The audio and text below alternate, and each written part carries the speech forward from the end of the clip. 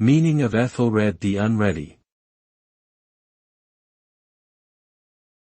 Ethelred the Unready. Ethelred the Unready. Ethelred the Unready. Ethelred the Unready.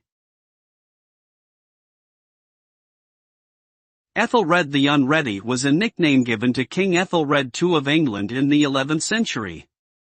The term unready does not mean unprepared, as the modern usage of the word would suggest, but rather ill-advised or poorly counseled.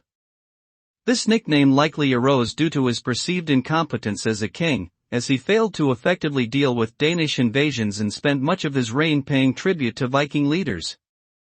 Ultimately, his weak leadership contributed to the decline of Anglo-Saxon England and the eventual conquest by the Normans in 1066.